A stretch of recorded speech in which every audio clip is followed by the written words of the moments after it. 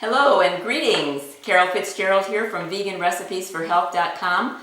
Welcome, Veg World readers. Well, Christmas is right around the corner. Thanksgiving and Christmas are going to be here before we know it. Actually, speaking of Christmas, I should have red or green on, shouldn't I, today?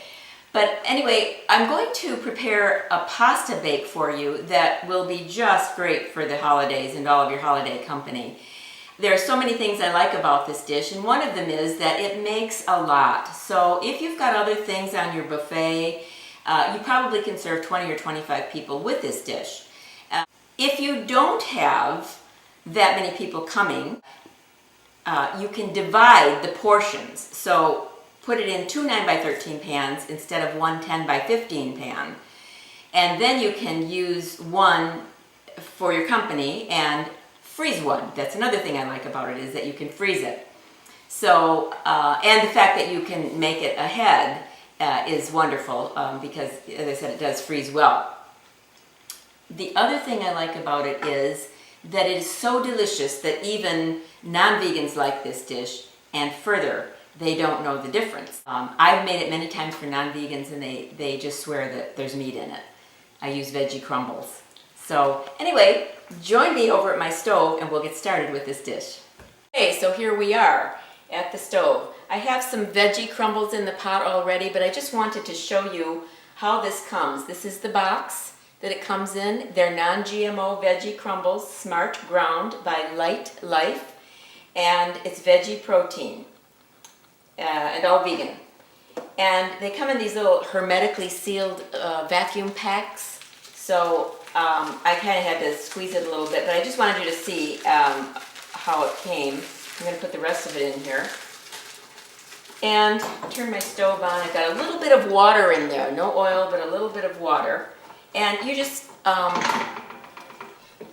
crumble it up even more. And let this cook for about 3 or 4 minutes. Basically, what you're doing is cooking the onion and the garlic. So I'm going to put the onion and the garlic in now, too. And while that's sort of sauteing a little bit, I wanted to show you another little trick that I learned from my mother. We're using canned tomatoes, diced tomatoes, and tomato sauce. So my mother and father they never opened a can without wiping the top of it, because sometimes the can falls in to whatever's in here, and guess what? You get a lot of dust. So I wiped this can and 2 more cans. I don't know if you can see this, but it's kind of dusty. Some of them are worse than that. But it's just habit with me. I take a paper towel and I dampen it a little bit and then wipe the tops of the cans. So this is sauteing beautifully here. And once it gets done a little bit, we're going to add the rest of the ingredients. Okay, so we're over here at the pan now. The onions have sauteed and softened. I'm going to add the rest of my ingredients. So I'm putting in 1 28-ounce can of diced tomatoes and 2 cans of tomato sauce. And some water. And then I like to really rinse my cans out so I get every last bit in there, but in the essence of time, I'm not doing that today, except for one. So we're going to stir this in. Might need a little more water. So just, if it looks a little dry to you, just add more. I'm adding 2 teaspoons of oregano, 2 teaspoons of basil, and 2 teaspoons of Italian seasoning. 1 teaspoon of salt and a half teaspoon of pepper, black pepper. And then just let this come to a boil. And you simmer. Once it comes back to a boil, you simmer for 10 or 15 minutes. And then after it simmers for that length of time, you can add the mushroom. Okay, this has been simmering. I'm going to add the mushrooms. I've just used these jarred mushrooms sometimes, but if you want to use fresh, you can do that too. And these, of course, have been drained. So be sure and drain them. All right, once those are added, give it a good stir. Then we're going to cook the pasta you can have that cooking simultaneously. And once the pasta is done, you add it to this, and we'll do that in a minute. But one thing I want to mention about the pasta is that I don't want you to cook it all the way, because this is going in the oven once it gets in the baking dish. And if you cook it until it's soft, you'll have crumbles of pasta in your dish.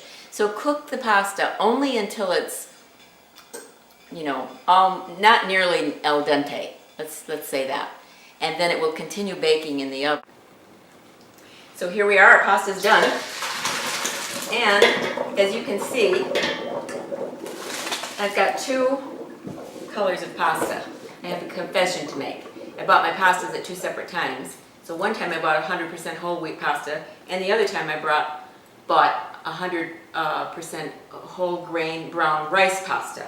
So they're both whole grains, which is good. This is what I like, but they probably shouldn't be cooked together, because the brown rice pasta cooks faster than the whole wheat pasta. So probably not a good idea to do that. Okay, we're ready to put this in our sauce. Here we go. It's heavy. You might get two strong hands to help you if you need that. Sometimes I do, because I've gotten weak. My hands are weak. Okay, we're going to stir this in, and then we're going to add our cheese. See already, isn't your mouth watering? This is so good. So my children, my daughter and her two daughters, were coming over for dinner tonight, and we've been planning to make pizzas, whole wheat pizzas. And then I had this come up, so this is what we're having tonight instead of the pizza.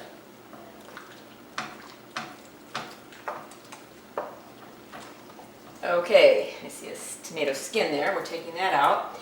And this is the cheese I was telling you about. It's deliciously dairy-free, diet cheese, lactose and casein-free, gluten and soy-free, and cholesterol-free. And it melts. So this is not your health food, but this is like a once or twice a year treat. So I'm putting one package in here with the pasta within the dish, and then later when I put this in the oven, I put it on top of the dish. So it goes in the dish and on top of the dish. So we mix this in really well and then put it in the baking dish. So here we are. Pray I can do this, because it's heavy. Okay. I'm gonna give myself some room. This dish is a 10 by 14. I just measured it. I thought it was a 10 by 15, but it's a 10 by 14. So, and this one was, what did I say this one was? This is an 8 by 12. So I am going to have lots left over here. And if you need this large amount, all you have to do is serve both of them. But if you don't need it, you can put one in the freezer. So I'm going to use the smaller one for tonight. And guess what? I have something for one of my holiday meals already prepared, and it's not even October. So how lucky am I? Okay, that's it. And, oh yes, I'm putting my cheese, just sprinkling this on the top so that melts in. And then you bake this 350 for about, I want to say 45 minutes, but I'll let you know for sure. Okay, and we'll take a look at this when it comes out of the oven. Oh, it's out of the oven, it's hot, and it looks delicious. So I have a forkful here for Michelle to taste. She does not want to come on camera. She's as bad as Kennedy is. So anyway, we're tasting it. Michelle, what do you think?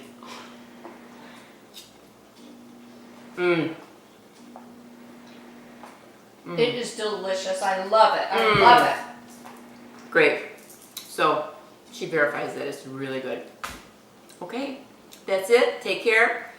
Happy Thanksgiving, Merry Christmas, and I hope to see you again soon. Visit my website, by the way, veganrecipesforhealth.com, for more delicious recipes. Bye now.